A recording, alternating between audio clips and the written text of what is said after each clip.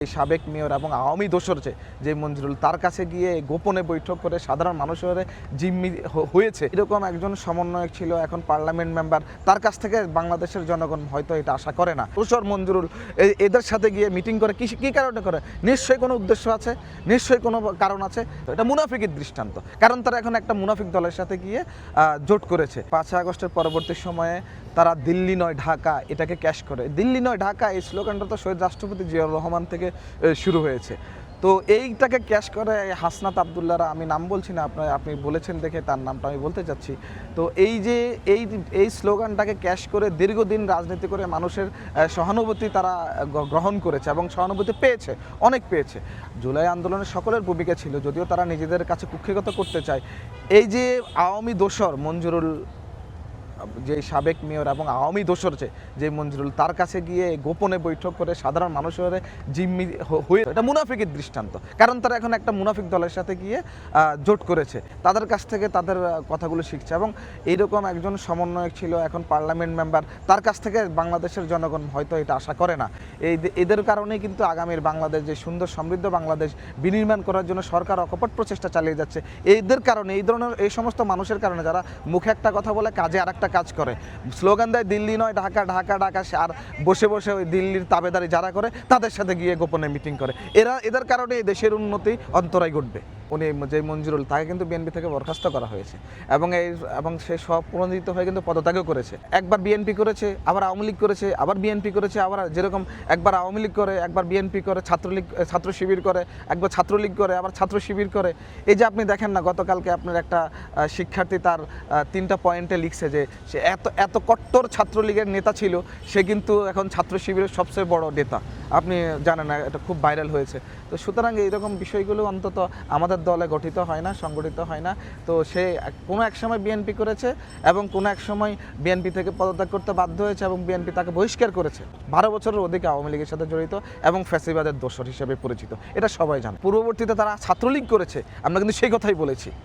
এবং তারা ওই যে কুসুম প্রেম থাকার কারণে যেটা হয়েছে, পরাজিত হওয়ার পরেও তাদেরকে ডেকে এনে তাদেরকে পুনর্গঠন করার প্রক্রিয়া চলছে।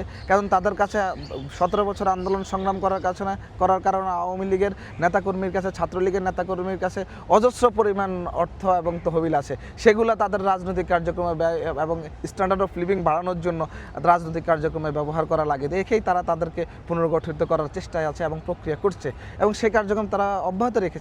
এবং এই কারণেই আপনি চিন্তা করেন, আমি আপনাকে বলছি, এই প্রশ্নের ভিত্তিতেই বলছি, এই লাস্ট কতদিনে আপনি দেখেছেন সরকার বিভিন্ন জায়গায় অস্ত্র উদ্ধার করেছে। এই যে গতকালকে কুমিল্লাতে ছাত্রলীগের প্রায় 1 কোটি টাকার হিরোইন সহ গ্রেপ্তার হয়েছে ছাত্রলীগের নেতা।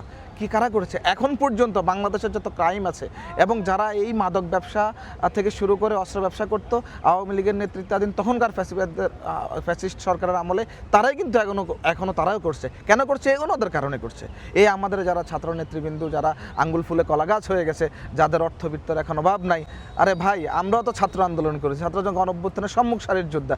আমি দায়িত্ব নিয়ে বললাম, আপনি 5 আগস্টের আগে আমাকে যতটুকু দেখছেন তার থেকে বেশি দুর্দশাগ্রস্ত সময় আমরা পার করছি। এখন রাজনৈতিকভাবে আমরা সারাদিন মাঠে ঘাটে কাজ করছি। আমরা তো কেউ কোনো ছাত্রনেতা বলতে পারবে যে সে আঙ্গুল ফুলে কলা গাছ? আপনি দেখাই দেন যে তার স্ট্যান্ডার্ড অফ লিভিং চেঞ্জ হয়েছে, অথবা সে অর্থনৈতিকভাবে স্বাবলম্বী হয়েছে, অথবা তার পরিবারকে স্বাবলম্বী করতে পেরেছে। দেখাই দেন আপনি এরকম কোনো, বা কোনো ছাত্রনেতা গিয়ে দপ্তরে এরকম এই যে মেয়রদের সাথে, এই যে দোসর মঞ্জুরুল এদের সাথে গিয়ে মিটিং করে কী কারণে করে? নিশ্চয়ই কোনো উদ্দেশ্য আছে, নিশ্চয়ই কোনো কারণ আছে।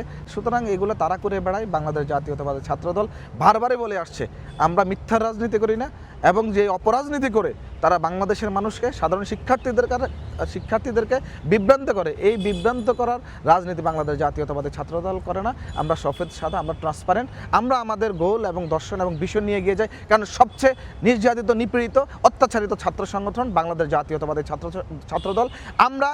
আমরাই ফ্যাসিবাদ বিরোধী আন্দোলন করতে গিয়ে সারা দিন ক্যাম্পাসে ছাত্রলীগের হাতে মাইর খেয়েছি, অত্যাচারিত হয়েছে, নির্মম নির্যাতনের শিকার হয়েছে, এমন অসংখ্য উদাহরণ আছে, আপনারা জানেন। সুতরাং বাংলাদেশ জাতীয়তাবাদী ছাত্রদল অকুতোভয় একটা সংগঠন, এরা কখনো ভয় পাবে না এবং মিথ্যার উপর প্রতিষ্ঠিতও না এবং আওয়ামী লীগকে বা ছাত্রলীগের পুনর্বাসন বা পুনর্গঠন প্রক্রিয়ায় তারা জড়িতও না। এই ছাত্র সংগঠন যারা নতুন 5 আগস্টের পরবর্তীতে হয়েছে, তারা এই কাজগুলো করে নিজেদেরকে স্বাবলম্বী করছে।